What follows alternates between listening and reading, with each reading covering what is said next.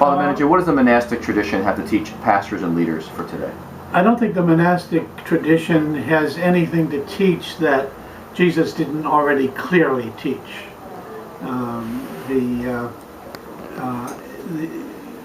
What it has to teach is the role of Martha and the role of Mary, and what the one thing necessary is, and what is the better part that Mary has chosen that shall not be taken away from her.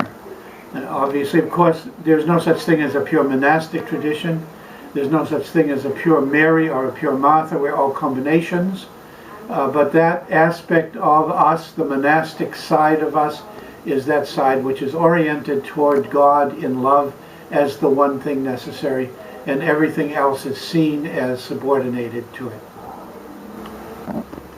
For a young pastor who is starting out, what is one truth or one bit of advice that you would give a young pastor pastoring in a city, in a suburb, in this country in particular? This is not a socially, politically acceptable answer, but my answer is humility.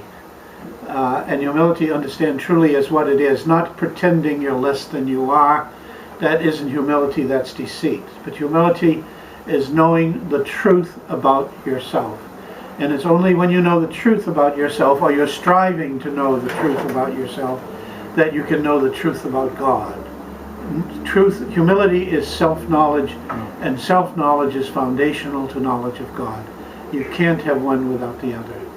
So the pursuit of humility as a knowledge of the truth about oneself is the pursuit of God. And for a young person, this is probably very hard, and it really takes a long time to finally get the answer. But the value and the virtue of it, say for a young pastor, is in trying, is in attempting the pursuit of self-knowledge. Or if he can't even attempt it, it's in pretending to attempt it, which is really the same thing.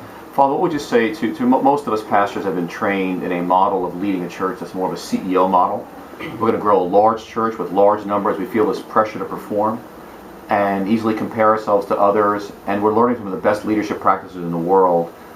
But it's very hard to maintain and have a soul and have this love relationship with God. What counsel would you give to those of us in that predicament? Well, here, as in most cases, the answer to the question is in the question itself. And you answered it when you said to have a love relationship with God. And that's what the pastor really, whether he wants to admit it or not, and whatever church he belongs to, he is the one who mediates God for his people. It's an incredibly frightful responsibility. I don't know how people handle it.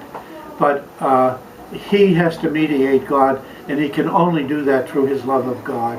And it's far more important that he love God and be a witness and a prophetic voice of that love than it be he have all the knickknacks and all of the acumen and all of the apparatus, physical, mental, vocal, of modern media of communications and training in seminaries and universities.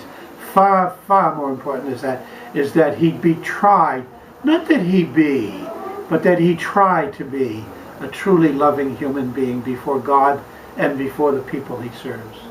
That's great. And one final comment about, what are your thoughts about sufferings, difficulties? Every pastor suffers in the heaviness of betrayals, disappointments, limits. What would be a word to them about where does the cross fit into leadership? Where does the cross fit into leadership? Well, without it, there's no leadership. Because if you extend the metaphor, Jesus says, take up your cross daily and follow me. In this procession, it's the whole congregation that is doing that. And the leader of the congregation carrying the cross in front of them all has to be the pastor. Which means, first of all, he must have a cross. That isn't hard to find. But it will be there, and the more effective his pastoring is, in many cases, the heavier his cross will be. So define success. as a pastor, you said it today to us. Success for the pastor of the church is what?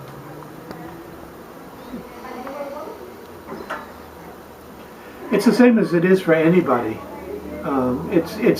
It's being a loving person, loving God and loving one another. That's the only success. Again, Jesus gave us all the answers. He said this is the one thing necessary. So it's the one thing necessary for a parishioner, it's the one thing necessary for